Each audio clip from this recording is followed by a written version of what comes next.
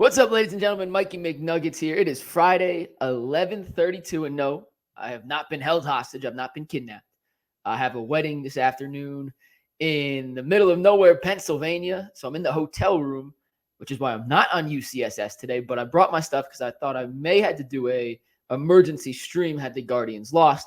They won, but I had my stuff. I have 3 hours to the wedding. I figured let's record something and preview this Browns-Eagles game on Sunday, give you a couple Guardians thoughts, and then I'll head out of here, go to a wedding. You guys enjoy the rest of UCSS and all the content we put out. But there's no fan show this week because, well, like I said, I'm in Pennsylvania. I plan on enjoying this wedding this afternoon and was not going to be in the proper state to record a podcast with some fans later tonight. So a couple thoughts on the Browns-Eagles game. We've talked about it all week on UCSS. It is now or never for Deshaun Watson, for Kevin Stefanski, for Ken Dorsey, for this offensive line, for the wide receiver group, and everyone involved with this Cleveland Browns organization, the defense as well, Jim Schwartz, Myles Garrett, Denzel Ward, all the way down. It's now or never, because you fall into a 1-5 hole, the season's officially over. We're talking done, finito, over, kibosh. In the middle of October, the Browns will be eliminated from playoff contention, and we'll be starting to look at mock drafts on a daily basis here on the Ultimate Cleveland Sports Show, and that simply is unacceptable. It's unacceptable for a team that entered the season with aspirations of not just making the playoffs, but hopefully reaching an AFC championship game. And hell, had Deshaun played better, we thought this team could be a Super Bowl contender. And through the first 5 weeks of the season, it's been anything but that. It's the worst offense in football. It's one of the worst offenses the NFL has ever seen, at least dating back to 1979. We talked about those numbers on yesterday's Ultimate Cleveland Sports Show. Their advanced analytics are horrific. Their traditional stats make you want to gouge your eyes out. The eye test says, that's horrific. And not in a good Halloween kind of way because it's October and like, oh my goodness, I can't believe someone is making me watch this, but I'm a diehard Browns fan, so I can't turn it off. That level of horrific. They haven't scored 20 points. They haven't got 300 yards. They haven't any individual players have some sort of crazy breakout game. Their offensive line is an atrocity. It's just an overall cluster word that starts with an F that you can put into play that I'm not going to say on air of what we've seen so far. And last week we said, is it now or never? Okay. Yes, it was against the bad Commanders defense, and it was not the offensive performance we thought. The week before, no Max Crosby. Kitchen sink game. Deshaun played better. The offense looked maybe as good as it had, but they still scored 10 points. The week before against the Giants, who had a bad secondary. Like, the reason it's now or never now, and other than the whole playoff implications, you're done, you're dead, you're finished, kibosh, whatever, is they come home in week 7 against the Cincinnati Bengals. And I can't imagine any world, any situation where the Cleveland Browns run Deshaun Watson and the same stale offense we've seen through the first 5 games of the season, and this would be assuming it's a similar performance against Philadelphia. If they crap the bed on Sunday against the Eagles and go with the never standpoint instead of the now, I can't foresee a world where they run that unit back out on the field in front of the home crowd where the 60-whatever thousand fans in Cleveland Browns Stadium boo so loud that people in Toledo can hear. I mean, that's the level of boos that will be rung down and rained down upon this organization if they come back in week 7 with a 1-5 football team with the worst offense in football and try to back out and try to pretend like nothing's wrong. See, that's the issue. It's okay to have a broken offense. It sucks, but not every team is going to have this prolific offensive attack. The issue is when you keep telling us that nothing's really wrong, when your answers are just, we have to play a little better. We have to execute better. I have to be a better coach, speaking as Kevin Stefanski. And we just have to keep working and fine-tuning these little details because there are plays to be made. Well, that may be true. And breaking down the tape with Sean King, which you can find on our YouTube page, you can see it on Friday's Ultimate Cleveland Sports Show on WKYC. Stefanski's not necessarily lying when he says there are plays to be made. There are plays to be made in this offense. Deshaun is just as culpable and guilty as anyone else in terms of missing some of those big plays. But when they're there, the offensive line often isn't protecting properly. The receivers aren't necessarily running the right routes. Deshaun is flat out missing guys when it's a culmination. But you can't just keep preaching, hey, it's going to get fixed, and then nothing changes. And nothing is actually fixed. Because when you keep saying that and you just say, hey, it's just these little things, we're right there, and then it doesn't get fixed, do you know who the blame gets put on? You, Kevin Stefanski, because what the hell are you doing in practice? And Ken Dorsey and the whole offensive staff. Isn't the practice time when you're supposed to be fixing these things? And I'm not blaming this whole season on Kevin Stefanski. I think he's done a Bad job. Let me make it abundantly clear. Kevin Stefanski, who I think is a pretty good head coach in the NFL, has done a poorest job this season preparing the Browns in every facet of the game for the first 6 weeks of the season, or 5 weeks so far. We'll see what happens on Sunday against the Eagles. I think he's done a very poor job, and he's not exonerated from part of the blame that has caused the Browns to be the laughingstock of football for the first month of the year. But when you keep just telling us, hey, we're just going to fix these little things, we're going to fine tune. We've had no conversations about changing quarterbacks, and we've never thought about changing play callers. But then you keep running out the same thing, and it keeps looking horrific again and again and again and again. Well, then what are you doing, Kev? What are you doing? Now, I'm not saying Jameis Winston is going to fix every issue. And I'm not saying if you change play callers to Ken Dorsey, it would fix every issue. But I am saying at some point, the definition of insanity is trotting out the same thing, doing it over and over and expecting a different result. And right now, and we'll get some more information and a 6th data point on Sunday, the Browns look like an insane franchise for trying to run out the same quarterback, head coach, play caller, offensive line, receiver, running back combination that they've done each and every week. And I'll remind you one more time, they're the only team in football that hasn't scored 20 points, gained 300 yards, or had a single individual breakout performance yet. So it's not crazy to say, hey, let's switch something up because what you're doing right now simply isn't working. Will they? If you want to trust Kevin Stefanski in his press conference, and I advise you not to, he says, we're not making any sweeping changes. We're good with what we got. We haven't planned on changing quarterbacks. We've never had a discussion about changing play callers. It's all there. We just have to execute. And that's what Kevin Stefanski always says, so it shouldn't come as a surprise that he said a lot of words without actually giving you any context or substance to the words he was saying. But at some point, you got to make a change. And on the one hand, if they do lay an egg on Sunday against the Eagles, and I'll talk about the game more specifically in a sec, I actually kind of hope they run it back against the Bengals because this home fan base deserves a chance to express their full displeasure at the coaches and the players at home against a divisional opponent to the maximum extent. And if Jameis is your starting quarterback in that game, you're not going to be able to do it. And frankly, if they lay an egg against the Eagles, and even if they play okay against the Eagles, the collection of the first 6 games would probably warrant a historic level of boos from a home crowd because it's been pathetic so far. It's been horrific. There's not a single positive adjective you could find in the English language to describe how bad this Browns offense has been. The stats back it up. The eye test backs it up. It all backs it up. The good news is the Eagles defense ain't great. But if I say that, it'd be unfair to also mention that the Commanders defense isn't great. The Raiders defense isn't great. The Giants defense isn't great. The Jaguars defense isn't great.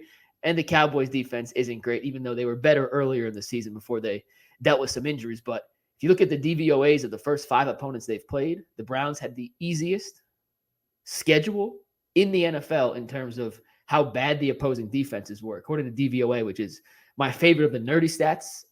It takes into context, time, situation, down, distance, success rate, all the weird stuff. It gives you one number. The Raiders were the best defense they've faced all season, and they ranked 19th. So you faced 5 bottom 13 defenses in football, and you still have the worst offense. And it's going to get a lot tougher against some of these better defenses, but the gauntlet of better defenses doesn't start this week. And that's the one silver line, is that if it's going to happen, this Eagles team is a team that it can happen against. Now, you're going to say, McNuggets, you're insane now because you said that against Washington, you said that against the Raiders, and you said that against the Giants. And your answer is, yes, I did. And maybe I'm a fool.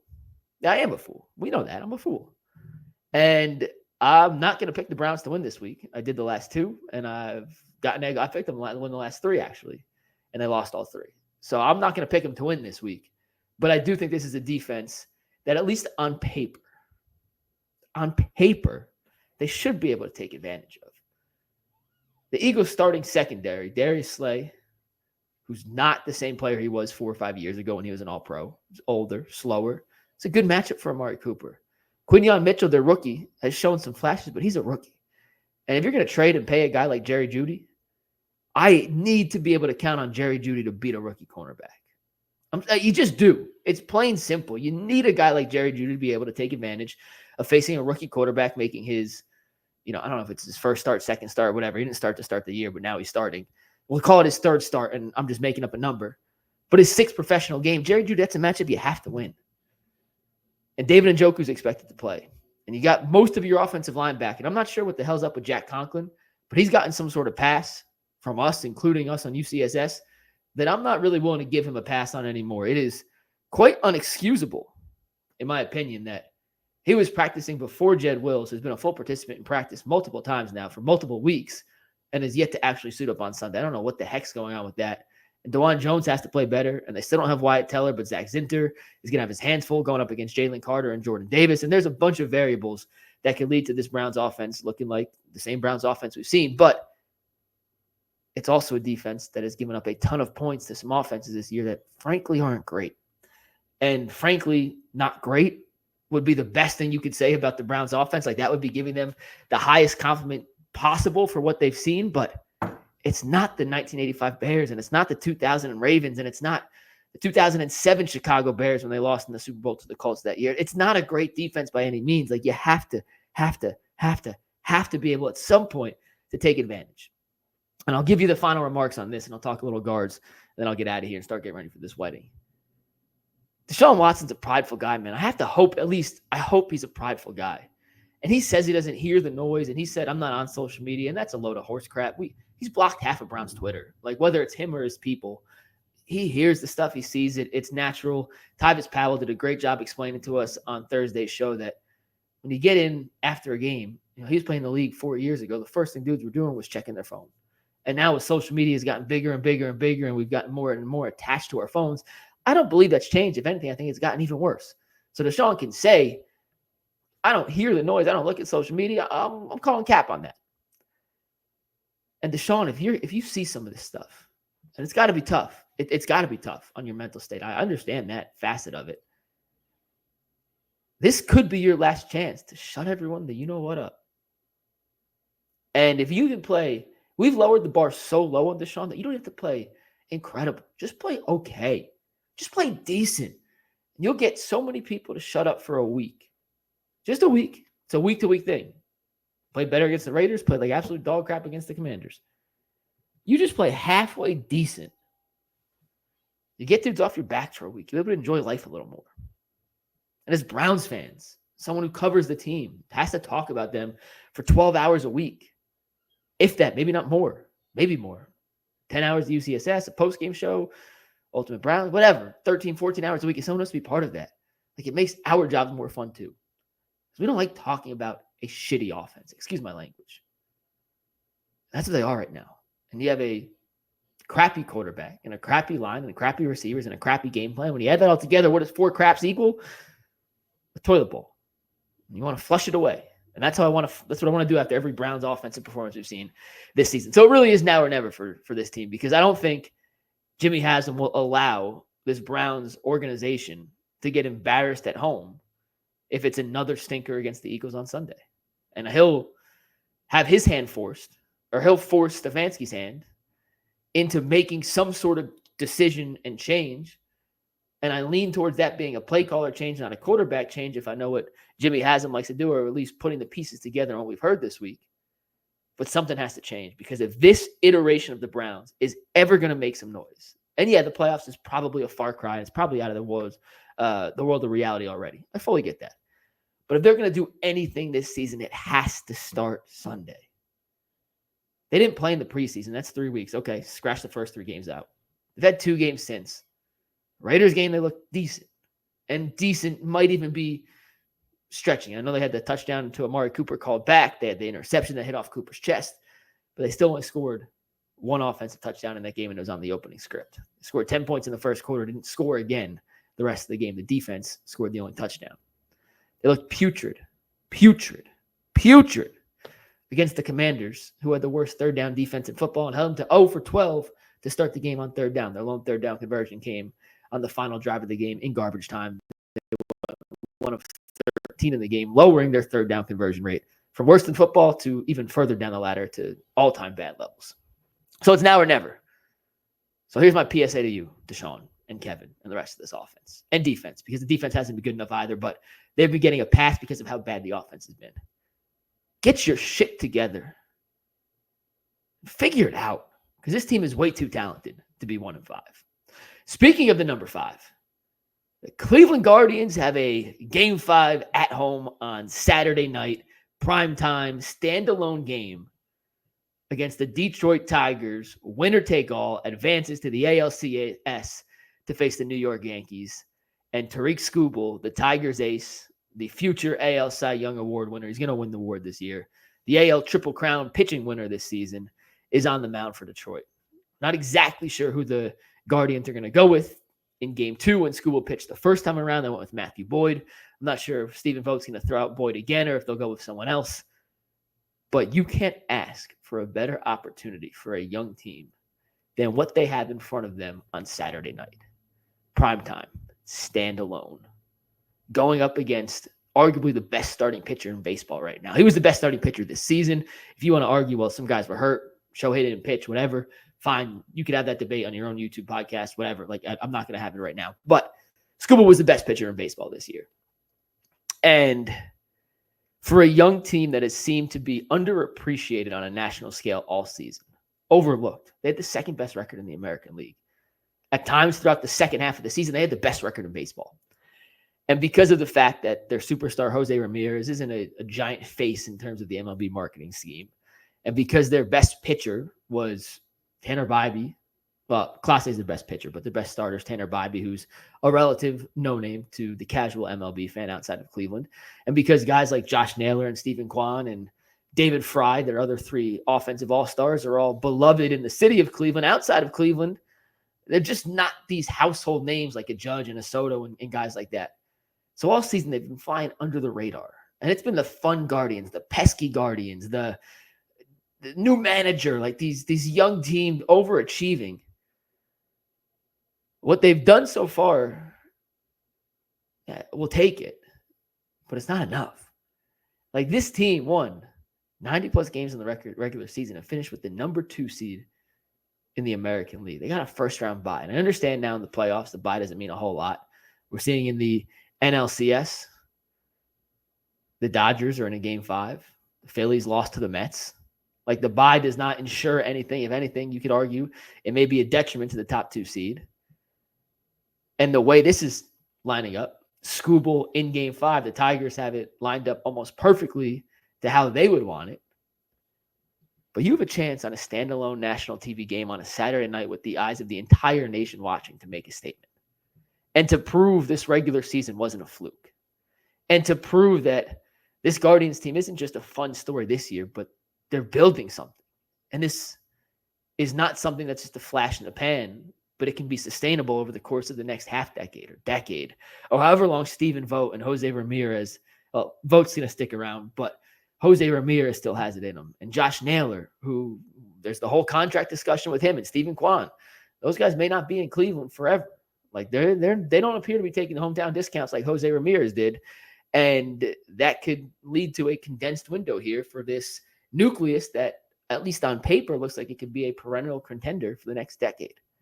You don't get many opportunities like this. You don't get many opportunities to etch your name in history as a team that not only overachieved regular season expectations, but overachieved postseason expectations too. Because there's no reason, if the Guardians can beat Skubal on Saturday, they can beat the Yankees. The Yankees aren't a juggernaut by any means. I mean, yeah, they beat the Royals in 4 games, but none of those games were blowouts. The Guardians match up pretty well with the Yankees. The Guardians' bullpen is better than any individual unit on the Yankees.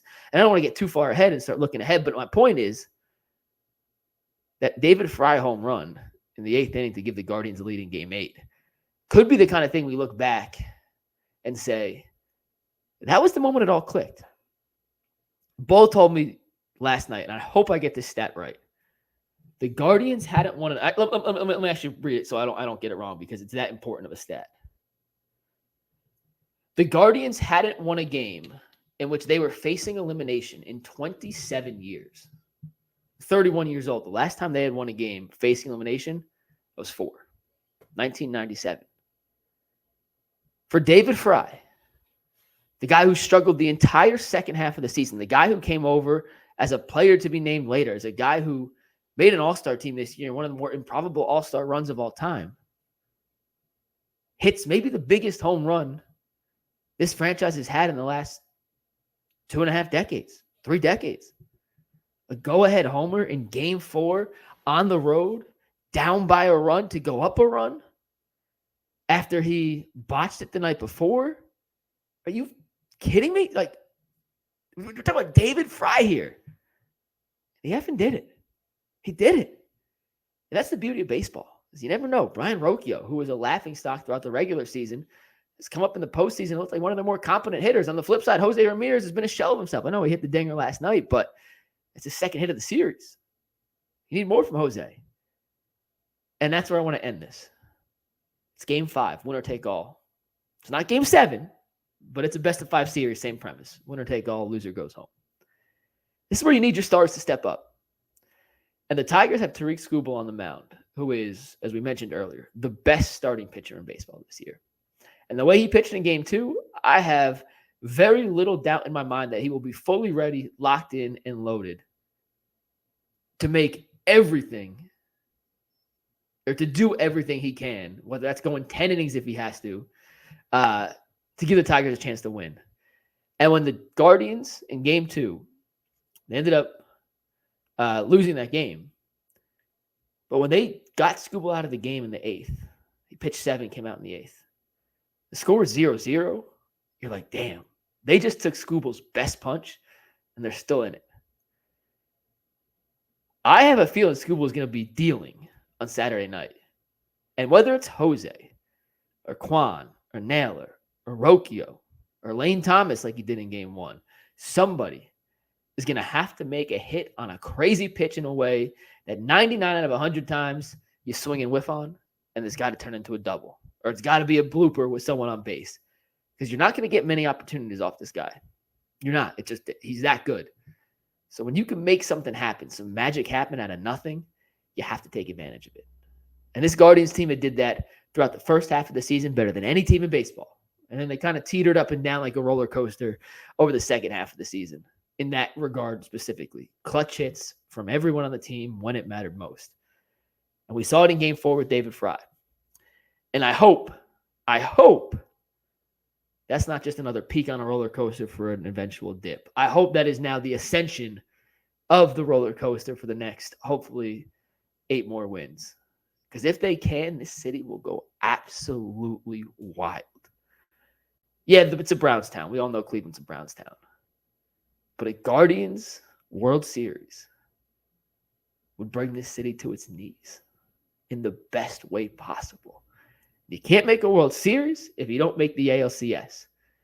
You can't make the ALCS unless you beat Tarik Skubal and the Detroit Tigers on Saturday night, going head-to-head with the Ohio State-Oregon game. It's going to be an incredible night at sports bars across the city. Make sure you get there early to get your seat because it's going to be slim pickings come kickoff and first pitch. It's going to be buzzing, and I can't wait. The Guardians win on Saturday. If Ohio State beats Oregon and somehow the Browns beat the Eagles, we're going to be sitting here on Monday having the time of our lives. All right. Appreciate y'all tuning in. Hopefully UCSS went smooth. Any issues with the show today, direct them at Earl and Anthony because I had absolutely nothing to do with it. We'll see you guys on the post-game show Sunday night. See you on Monday on the Ultimate Cleveland Sports Show. I'm Mikey McNuggets. I'm in a hotel room in Pennsylvania. We'll see you soon. Peace.